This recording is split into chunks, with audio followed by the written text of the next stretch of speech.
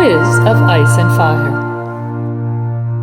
Hello there, listeners. Thanks for joining us today, and it's time for another Quiz of Ice and Fire. I'm Lady Guinevere, and today I'm bringing you our 15th trivia quiz. And as always, thanks to our generous patrons for their continued support, which unlocked this bonus feature for everyone.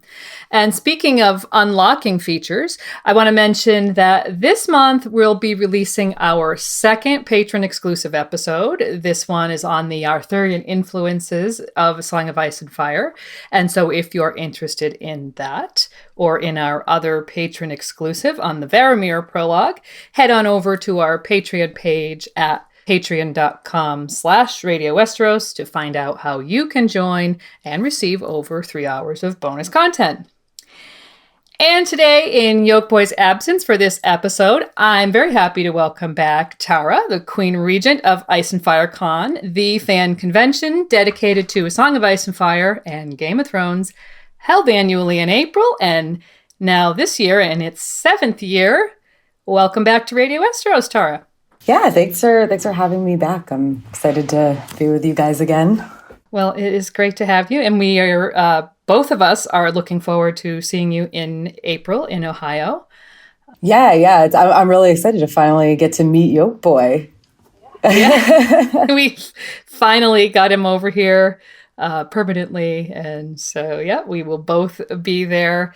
You guys have just released the convention programming schedule, and there is so much awesome programming in store for us this year. Yeah, really it's I've already had a few people make comments about, like the only problem is there's so much going on, and it's like, well, yeah, that's a good problem to have, but definitely there are days when I'm like, oh, yeah, I would like to do, multiple things at the same time. There aren't two of me, so I'll have to choose. But yeah, we do have a couple, a couple time periods where, there's only one thing going on, but I think it's like twice a day at most this year, which is a lot less than previous years. So I will be sitting on 2 panels and doing a presentation, and there's a couple of meetups, and obviously really looking forward to a lot of the other things like the Faceless Man game, which, I felt like last year I was doing really well for about 10 hours. I thought I was going to dominate, and then it just all went downhill pretty quickly for me, but it was still fun. Yeah, I mean, honestly, the previous year, actually, no, it was the year before. It was 2016, so several years ago now. The power went out, and there was like a killing spree in the Faceless Man game. I think like half the people died, and the game had literally just started, maybe 30 minutes or so at most before the power went out. So there were a lot of people that got taken out really quick. I hear tell that there may be some revamping of the game going on this year. It's still going to be Faceless Men, but there might be like a theme or something to it, possibly. So cool. Well, look forward to hearing about that. And more about the convention. So listeners, if you are planning to come to Ice and Fire Con and you don't have your tickets yet, make sure that you get them soon. Tara, tell us your website. It's iceandfirecon.com. And then it really, if you just want to go directly to the store, it's iceandfirecon.com/store. The tickets, they're $90 each before any discount codes or whatever through the end of this month. But then on March 1st, they do go up to $100. So, yeah. Okay. So do it quickly if you're on the fence and you're, planning to go. Get them this month and use the code RADIO RADIO for $5 off. So, all right. Now I think it's time we get started with this quiz. If you guys are keeping score, get your pen and paper handy, or however you keep track. We have 15 questions. Today's topic is, once again, characters. This is our fourth venture into this huge world of characters. As always, we're going to be looking for both major and minor characters, and all the answers can be found in the main series. So get ready, see how many you can score. Remember, we love to hear your scores on social media, YouTube, Twitter, Facebook, on our Patreon page, and so on. Let us know. And now let's get started, and we'll go over to Tara for question 1. All right. Which character was present at the tourney of Harrenhal, taking part in the melee, held a drinking contest with Sir Richard Lonmouth and won, but then failed to unmask the mystery knight known as the Knight of the Laughing Tree? Okay. Question 2. Allegedly found in a Lycene pillow house, which character went on to become the second wife of the Pentoshi cheesemonger Illyrio Mopatis? As the big man tells it, she caught the Grey Plague, which is a swifter form of grayscale, and died, leaving behind just her picture and a pair of stone hands. All right. The third question is, which foolish companion is rumored to have once killed a man for not laughing at his japes? Question 4. Which member of Ned Stark's sortie who fought against 3 Kingsguard at the Tower of Joy was remembered as faithful and hailed from a northern mountain clan?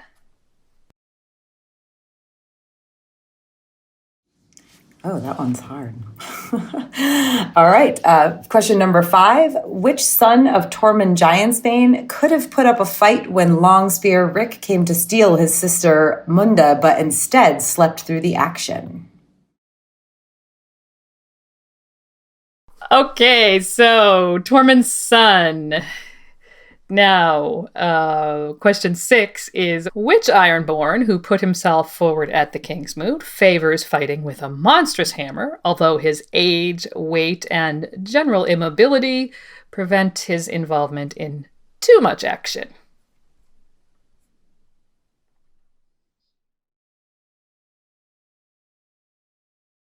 That one I actually would be able to guess that one, I think. I don't want to say anything, though. I don't want to give it away. The King's Moot, there were a lot of people at the King's Moot, but some of them stand out more than others. All right. Question number 7 is, which Archmaester of the Citadel boasts a ring, rod, and mask of black iron for his expertise in ravencraft, but in spite of this, his abilities as a maester are greatly diminished due to the fact that he's lost his wits? Witless Maester. All right, question 8. Which large-eared character who wears an ermine mantle is locked in a loveless marriage but has found a new faith to occupy herself with? I forgot that this person has or wore an ermine mantle.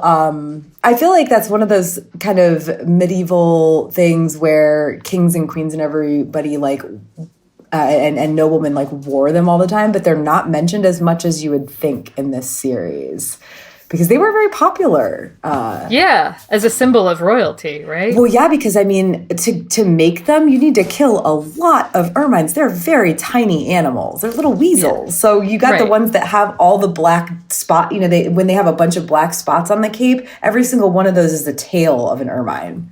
Right. So imagine, ugh. So many ermines. Okay, question number 9. Which character named for his watery eyes becomes feared for cutting out the eyes of his adversaries?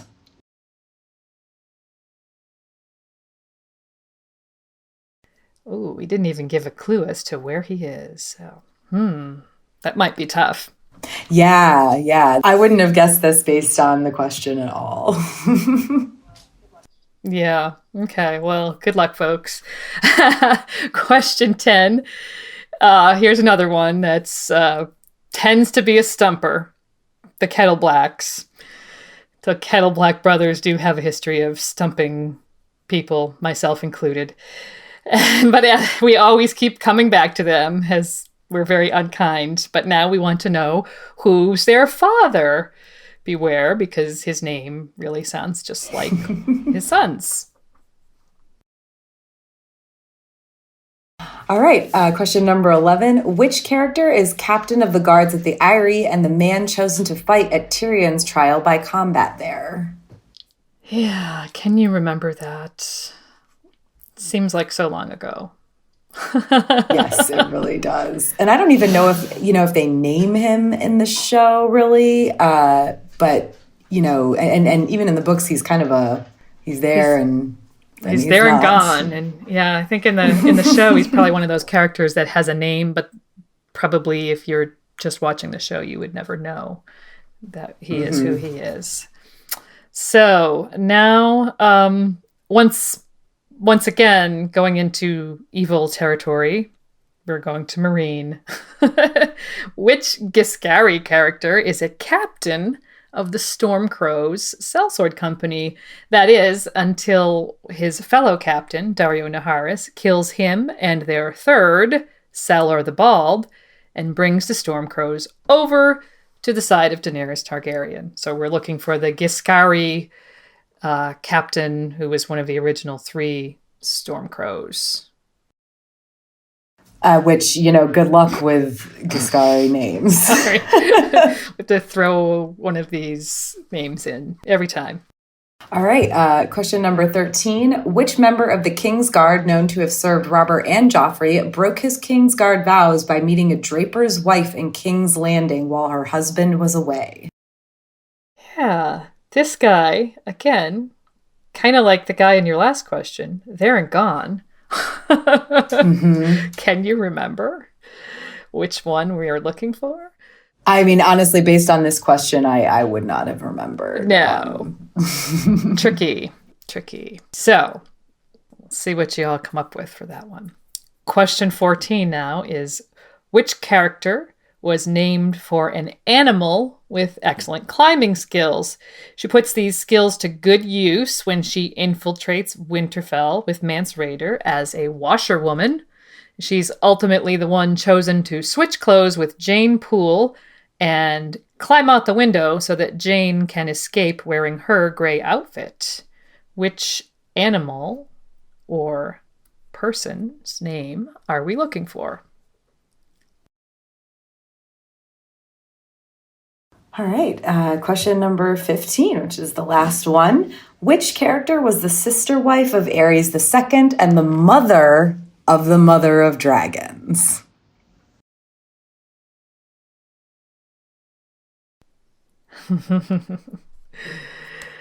Okay.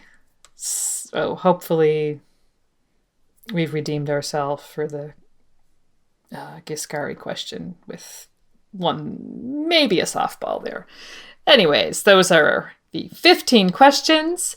We will be right back after this with the answers.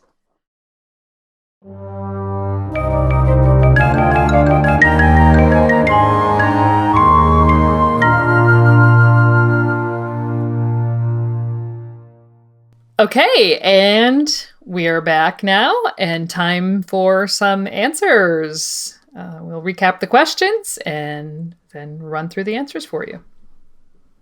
All right. So the first question was, which character was present at the tourney of Harrenhal, took part in the melee, had a drinking contest with Sir Richard Lonmouth, and won that, but then failed to unmask the Mystery Knight, as known as the Knight of the Laughing Tree? And the answer is Robert Baratheon. That's right. I hope you got that one, or if you didn't, here's a quote from Mira Reed's account of the Tourney of Harrenhal, where she refers to characters by their nicknames or sigils. The Stormlord drank down the Knight of Skulls and Kisses in a wine cup war. So, of course, Robert is the Stormlord, and Richard Lonmouth, who was Rhaegar's squire once upon a time, is the Knight of Skulls and Kisses.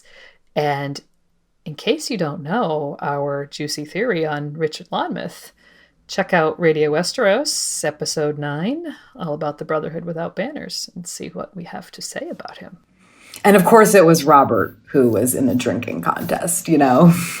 Yes, of course. Robert, the thirsty boy. I mean, who would have guessed, right? I mean, that should have been enough of a hint, really. Okay, so question two had to do with a character who was the second wife of Illyrio Mopatis. She died of the Grey Plague and left behind nothing but her stone hands and her picture in a locket. And it was Sarah. Yeah, I mean, if you want to quote about her, Illyria says that I found her in a Laseni pillow house and brought her home to warm my bed, but in the end I wed her, me whose first wife had been a cousin of the Prince of Pentos. The palace gates were closed to me thereafter, but I did not care. The price was small enough for Sarah. The fact that he kept the hands is a bit odd to me. I was under the impression that when somebody had like grayscale or the Gray Plague, you weren't supposed to touch them. But I guess maybe once they've died, it doesn't matter anymore. I honestly didn't know that. I don't know what to make of that. I think the first time I read it, I thought it was, like a mold of her hands. Yeah, or carving, but like, but I think he literally says, I keep her hands in my bedchamber. So, oh, Illyrio. Very strange. Illyrio. Let's just hope they're not actually, contagious. Yeah, I mean, I'm going to guess that there's something about once the person is, once there's no life to them, it can't be passed on somehow, but still creepy. Ugh. Still creepy, yes. Yeah. All right. Question number 3 was a short one. Which foolish companion is rumored to have once killed a man for not laughing at his japes? And the answer to that is Shagwell. Yep, Shagwell. Foolish because he is in fact a fool. And a companion because he's a member of the Brave Companions. And remember that he, earns his death out on the Whispers at the sword or the hands of Brienne of Tarth. But it is in Arya 9 in A Clash of Kings that we actually hear this rumor that he murdered a man for not finding him funny. And knowing the Brave Companions, it is not hard to believe that at all. Okay, question 4, maybe a little challenging. Which member of Ned's group at the Tower of Joy was remembered as faithful and came from one of the Northern Mountain clans? And that was Theo Wool. And I honestly am not sure if he's even ever mentioned outside of Ned's fever dream. And even then, it's very brief. The passage says, he dreamt an old dream of 3 knights in white cloaks in a tower long fallen, and Lyanna in her bed of blood. In the dream, his friends rode with him as they had in life. Proud Martin Cassell, Jory's father, faithful Theo Wool, Ethan Glover, who had been Brandon's squire, Sir Mark Riswell, soft of speech and gentle of heart, the Crannogman, Howland Reed, Lord Dustin on his great red stallion.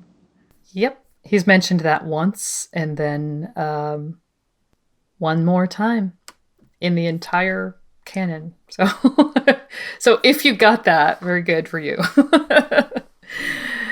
I feel like you guys writing these questions is how we write our trivia questions for the trivia game at the convention. We try to be fair, but then, you have to challenge people, right? Yes. Yeah. So, and sometimes you have to be a little bit evil, like when you dip into those Giscari names. Okay, so question number 5. Which son of Tormund Giantsbane could have put up a fight when Longspear Rick came to steal his sister, but he actually slept through the whole thing instead, and his name was Toreg. Yeah, Toreg. And I think that Tormund has more than one son, and they all kind of start with Tor. So if you got Toreg, very good for you. Tall Toreg he's called is actually his father's right-hand man in A Dance with Dragons, and he might have plans to steal a woman of his own because it seems like he's developed quite a liking for Dalla's sister Val. Yeah, good luck with that, Tori. Yeah. He might have to console himself with just making eyes at her or something. I don't know. Okay, question 6 was which Ironborn who put himself forward at the King's Moot favors fighting with that giant hammer, although he's so old and enormous that he actually can't hardly lift it, if I recall correctly. And the answer is Eric Ironmaker. Yeah, he's 22 stone and 88 years old. He's carried around on, I believe, like a litter. And by the end of Dance of Dragons, he's actually married to Asha Greyjoy, which I'm sure he's super happy about. But she, on the other hand, not so much. Euron kind of forced her hand, and she wasn't even there. So that's a real thing. That's a thing that really happened, but I can't imagine that Asha's really going to be putting up with it, if or when she ever gets back to the Iron Islands. No, I can't see her going back there. And, since it's technically not official until it's consummated, yeah, I don't think we'll be seeing that, especially in light of his age and her current situation. So I guess we'll have to see.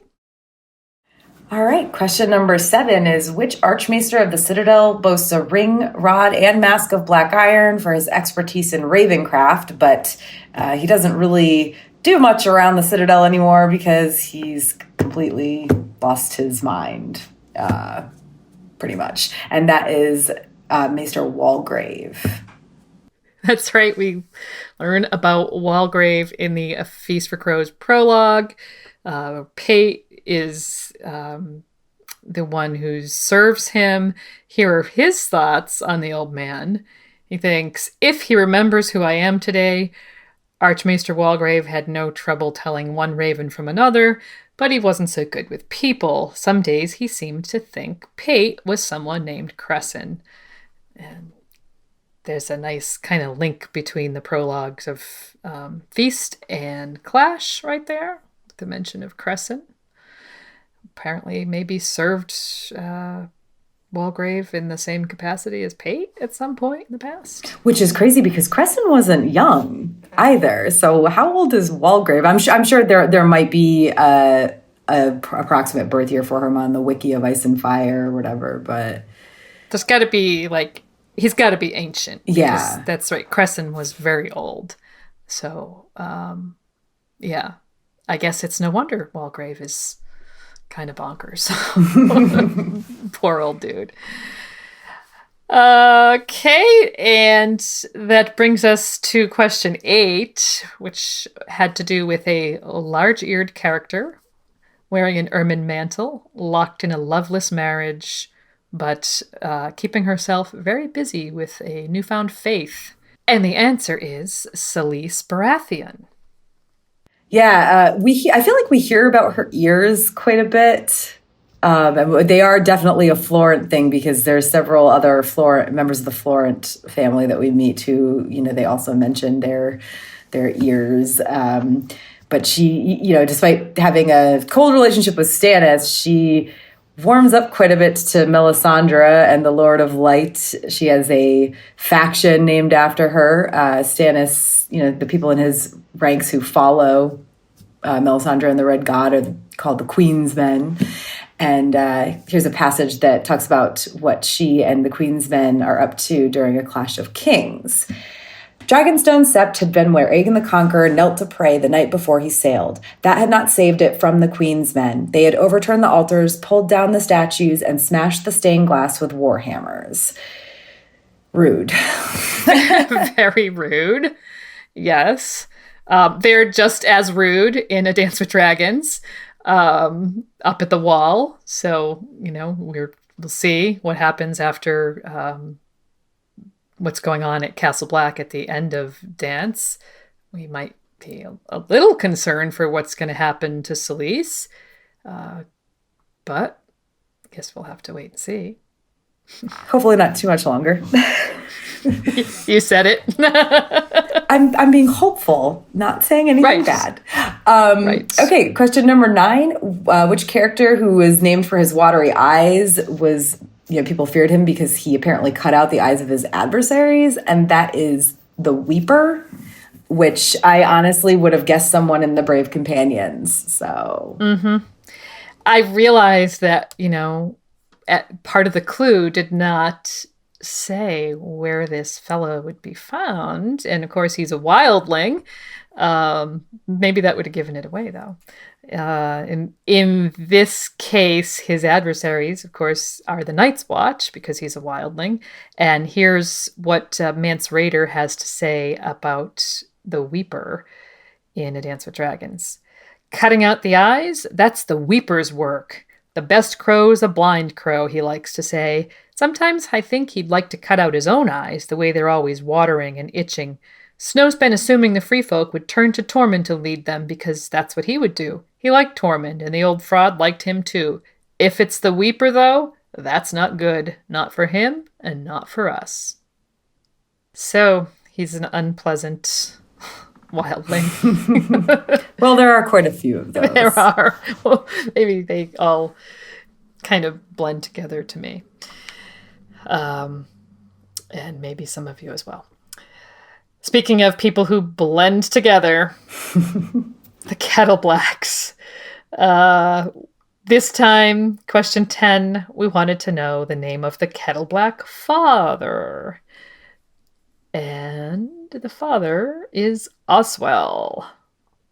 Yeah, we don't really know much about him. He definitely has some, long-term ties with Littlefinger. And of course, he is the person who hires the dwarf jousters, Penny and Oppo, at the Purple Wedding, and then waits for Dantos and Sansa on a skiff in Blackwater Bay to take them out to the Merlin King, Littlefinger's ship. Question number 11 is, which character is the captain of the guards at the Eyrie? And he is the person who fights at Tyrion's trial by combat against Bronn, and that is Sir Vardis Egan. Yeah, that's right. Vardis Egan. He was there, and then he was gone. Out the moon door, I believe, eventually. He did lose that trial to Bronn, and we got a good description of him at the beginning of their fight, which I kind of like it for his very elaborate armor. So Sir Vardis Egan was in steel from head to heel, encased in heavy plate armor over mail and padded surcoat.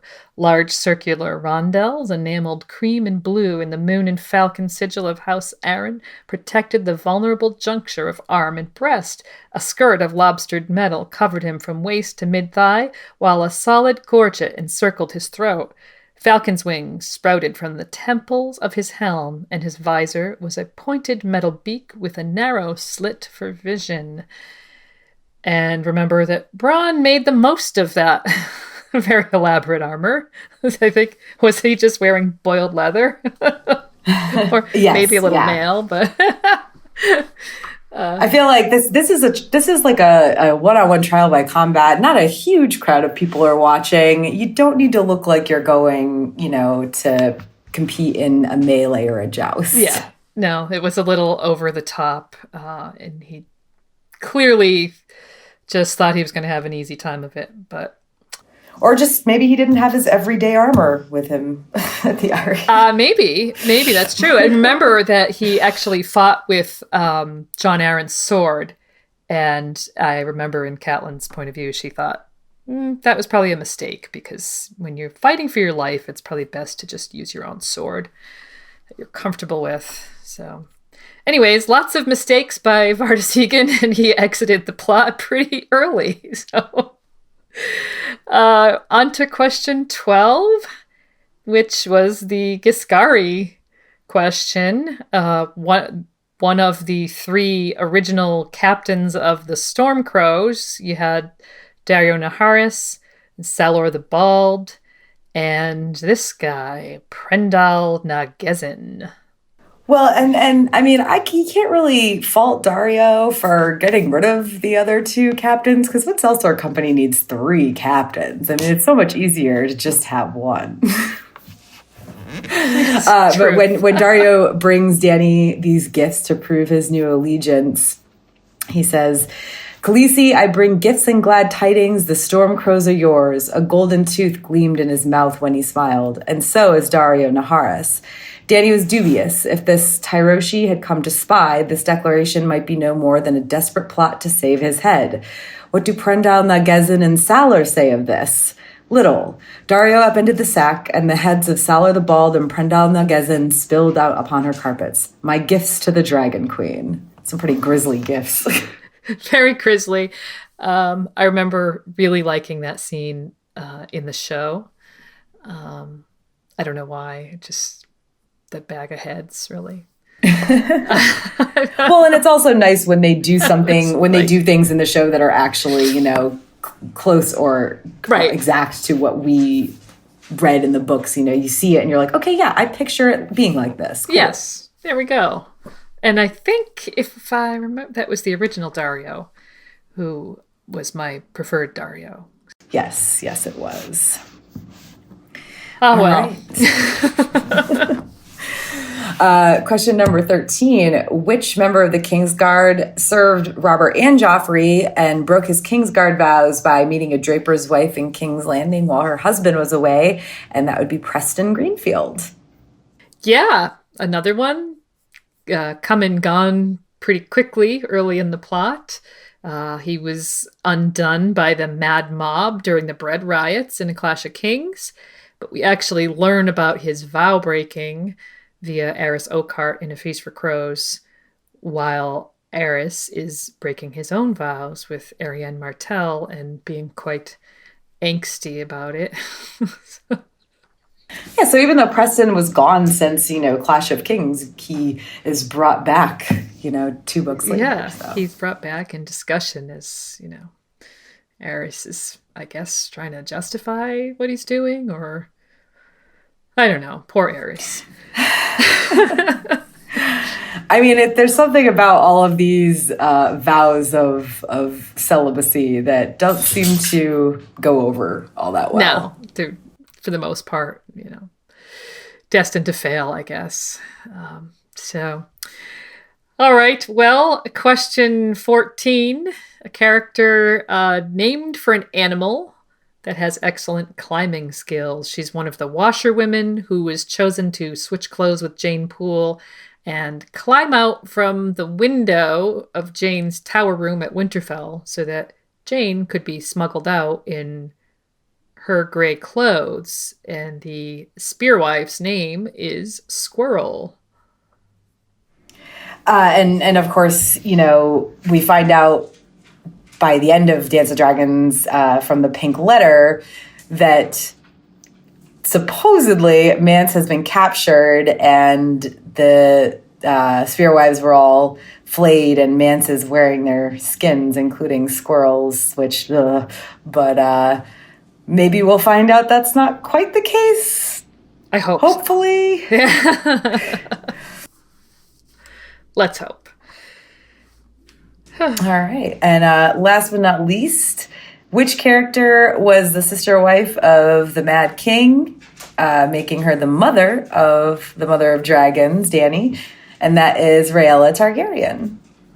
That's right. Now, given her position as a former queen, we actually hear very little about Rhaella in the course of 5 books, and even in the histories, not much is said about her as a person. But check out our episode on prophecies. That's episode 21. If you want to hear our crackpot about what she might be up to now. Yes, you heard me. What she might be up to now. Or come and see me at Ice and Fire Con, where I just might be cosplaying Rhaella as she is now. Hint, hint, not exactly dead. So, anyways, that's just our fun crackpot. Anyways, regardless of that, she had a very sad life, shortened by Daenerys' birth. She died in childbirth. And Dany recalls with sadness how Viserys eventually had to sell her crown for them to survive. It says, when Viserys sold their mother's crown, the last joy had gone from him, leaving only rage. Oh, Viserys. I feel bad for who he probably was before, he just lost those last vestiges of his life before. You know what I mean? Yeah. Yeah, I think, well, with lines like that and other things that you learn about him, I mean, George does a really good job of making us feel sorry for Viserys. I mean, he also had a very sad life. So, and a sad ending. And speaking of endings, that is our ending. We are through with our 15 questions. Let us know how you did. And Tara, thank you so much for joining us. It's great to have you back with us. We will be seeing you soon. How long is it now? Gosh, it's like just under 3 months. It's the convention officially starts on Thursday, April 25th. I actually am sad that the 3-month mark came and went, and I didn't make a big to do about it. Even on like my personal Twitter and everything, it kind of came and went, and then the 1st of February showed up, and I was like, oh crap, Ice and Firecon will be over in less than 3 months. Right. So yeah. Well, that's good because that means spring is on the way too, and it was 65 degrees here in New England today, February 5th. Oh my gosh.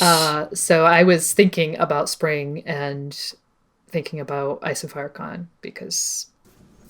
Well, let's hope that it's that warm at Ice and Firecon this year. It was a little chilly last year. Yeah, it was kind of like hit or miss. We had good, like one day was good, I think, and then it was a little chilly one day. Yeah, I want to say Friday was nice. It was very sunny, but it was still chilly. And then Saturday was cold. But we do, weirdly enough, we have this every other year thing where odd years are, in the past, have always been warm. And even years have always been cold. So I'm keeping my fingers crossed that continues this year. Yeah, me too. I'm ready for some warmth. So, okay. So, just head on over to iceandfirecon.com to get your weekend passes if you haven't already. And thanks again, Tara, for being with us. And thank you all for listening. Once again, let us know how you did. Facebook, Twitter, Patreon, YouTube, however, send us a smoke signal. Let us know. We love hearing from you. And very soon, we'll be back with a regular episode. And don't forget to check out our Patreon if you're interested in those exclusive episodes, including the new one that will be coming out this month. So that's all for now. We will see you again real soon. Bye-bye.